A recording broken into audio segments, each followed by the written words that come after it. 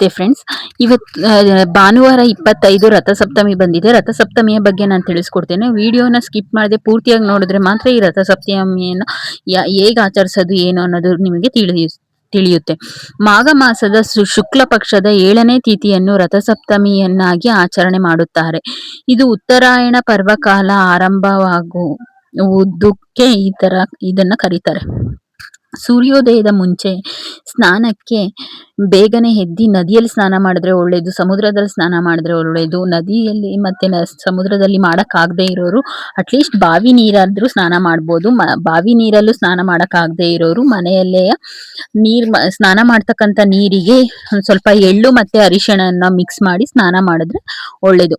ಸ್ನಾನಕ್ಕೆ ಬಿಳಿ ಎಕ್ಕದ ಗಿಡದ 7 ಎಲೆಗಳನ್ನ ತಂದು ಸ್ನಾನ ಮಾಡುವ ನೀರಿಗೆ ಸ್ವಲ್ಪ ಅರಿಶಿಣ ಹಾಕಿ ತಲೆಯ ಮೇಲೆ 1 ಎಲೆ, ಭುಜದ ಮೇಲೆ 2 ಎಲೆ, ಮೊಣಕಾಲಿನ ಮೇಲೆ 2 ಎಲೆ ಮತ್ತೆ ಪಾದಕ್ಕೆ 2 ಎಲೆಗಳನ್ನು ಹಾಕಿಕೊಂಡು ಸ್ನಾನ ಮಾಡಿಕೊಳ್ಳಬೇಕು.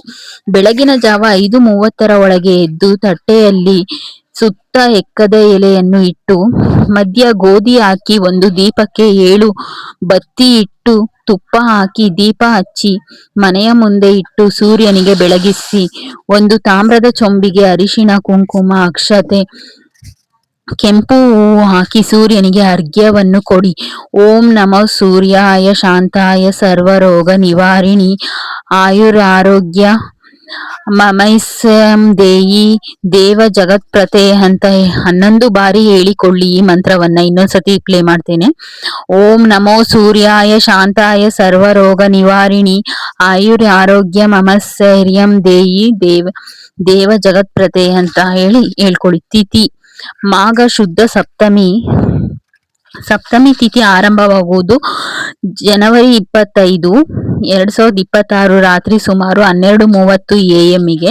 ಸಪ್ತಮಿ ತಿಥಿ ಅಂತ್ಯವಾಗುವುದು 25 ಜನವರಿ 2026 ರಾತ್ರಿ ಸುಮಾರು 11:30ಕ್ಕೆ ಅಂತ್ಯ ಆಗುತ್ತದೆ. ಈ ದಿನವೇ ರಥಸಪ್ತಮಿ ಆಚರಣೆ ಮಾಡಬೇಕು.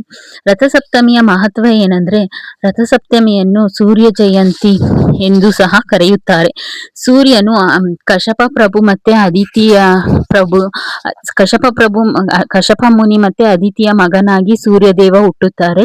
ಈ ಸೂರ್ಯದೇವ ಹುಟ್ಟಿದ ದಿನವನ್ನೇ ಸೂರ್ಯ ಜಯಂತಿ ಎಂದು ಸಹ ಕರೆಯುತ್ತಾರೆ. ಈ ದಿನ ಸೂರ್ಯನಾರಾಯಣನು 7 ಕುದುರೆಯ ರಥವನ್ನು ಸಂಚರಿಸಿದ ದಿನ ಎಂದು ಶಾಸ್ತ್ರಗಳು ಹೇಳಲಾಗಿದೆ. ಈ ದಿನ ಸೂರ್ಯನಾರಾಯಣನು 7 ಕುದುರೆಗಳ ರಥದಲ್ಲಿ ಸಂಚರಿಸಿದ ದಿನ ಎಂದು ಶಾಸ್ತ್ರಗಳು ಹೇಳಲಾಗಿದೆ.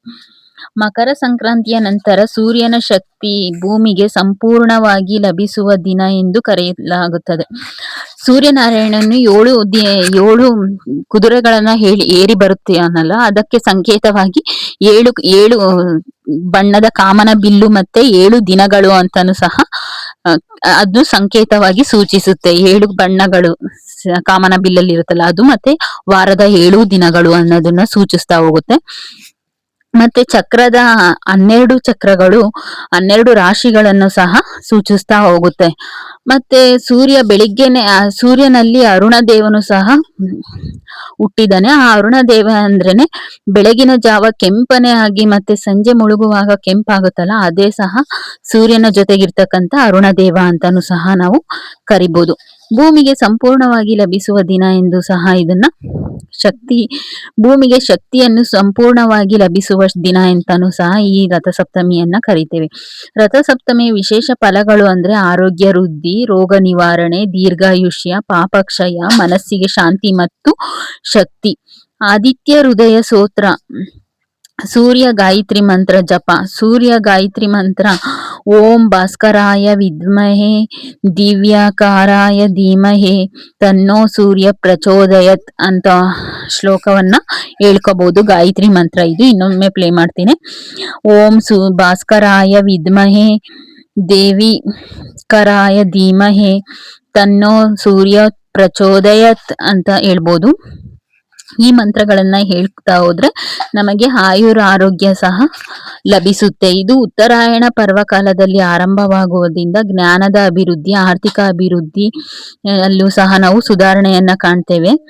ಇದು ನಮಗೆ ಆರ್ಥಿಕ ಅಭಿವೃದ್ಧಿ, ಜ್ಞಾನದ ಅಭಿವೃದ್ಧಿ, ಸುಖ ಮತ್ತೆ ಇಂದಿನ ಜನ್ಮದಲ್ಲಿ ಮಾಡ್ತಿರ್ತಕ್ಕಂಥ ಪಾಪಗಳನ್ನು ಸಹ ಇದು ತೊಳೆಯುತ್ತೆ. ಧನ್ಯವಾದಗಳು. ಎಲ್ಲರಿಗೂ ಶುಭವಾಗಲಿ.